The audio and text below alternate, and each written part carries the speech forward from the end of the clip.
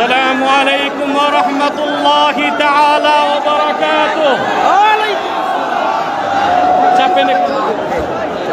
আপনারা যদি শান্ত হন, আমি কিছু কথা বলতে চাই।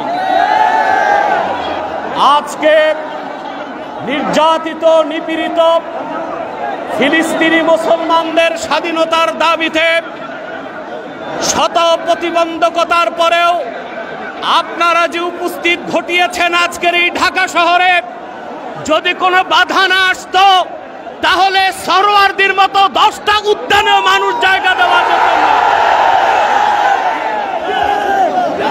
আমি সুস্পষ্টভাবে বাংলাদেশের বর্তমান সরকারকে দাবি জানাচ্ছি, কোনো পরোয়া করবেন না, ময়দান আমাদের হাতে। কথা বলতে দেন। সম্মানিত, আমরা যা বলছি সত্য এবং ন্যায়ের মানদণ্ডে বলছি। প্রশাসনকে ভয় করার কোনো দরকার নাই আমাদের। বাংলাদেশ সরকারকে রাষ্ট্রীয়ভাবে জাতিসংঘের কাছে প্রতিবেদন করতে বলছি। 57টি মুসলিম রাষ্ট্র থেকে বাইতুল মুকাদ্দাসের ইজ্জত রক্ষায় মুসলিম সেনাবাহিনীর সদস্যদেরকে পাঠাতে হবে। বাংলাদেশ থেকে লক্ষ লক্ষ মুসলমান ফিলিস্তিনের স্বাধীনতা উদ্ধারে ইসরায়েলের 20 দাঁত ভেঙে দিতে যেতে প্রস্তুত আছে। ইসরায়েলের দোসর হচ্ছে পার্শ্ববর্তী হিন্দুস্তান। ইসরায়েলের চিরবন্ধু হিন্দুস্তানের সাথে বাংলাদেশের কোনো ব্যবসায়িক চুক্তি হতে পারবে না, কোনো রাজনৈতিক চুক্তি হবে না। 16 বছর ফ্যাসিবাদকে লালন করেছে ভারত। ভারতের দালাল ও দোসরদেরকে বাংলাদেশের রাজনীতি করতে দেওয়া হবে না। আমি তাহরিকে খাতমে নবুয়ত বাংলাদেশের পক্ষ থেকে আপনাদের কাছে একটি আবেদন করছি। আমাদের স্লোগান হচ্ছে মাসলাক যার যার দিন ইসলাম সবার। আজকে তার প্রমাণ তাহরিকে খাতমে নবুয়তের আমির দেখাতে পেরেছে।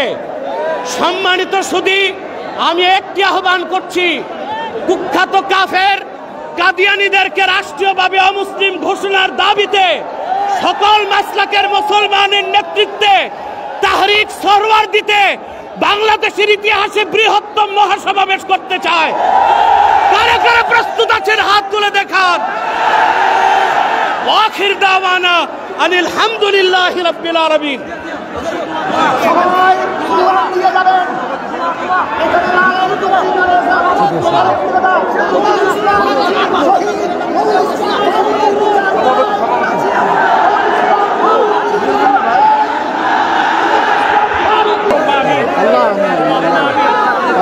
اللهم طهر بيت المقدس من نجس اليهود الصهيوني. اللهم آمين.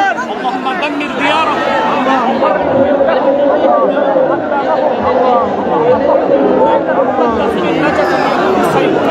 اللهم اصلح لنا شأننا ولا تكلنا إلى أنفسنا طرفة عين.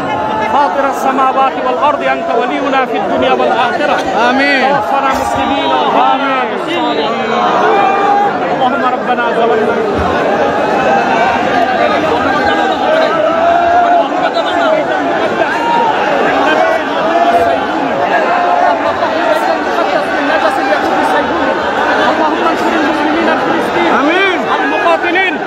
الذين يقاتلون في سبيلك لتحفظ حرمة بيت المقدس. يا رب كل شيء ومليكه نسألك بعزتك يا الله. وصلى الله تعالى على خير خلق نبينا محمد نور الله وعلى آله وصحبه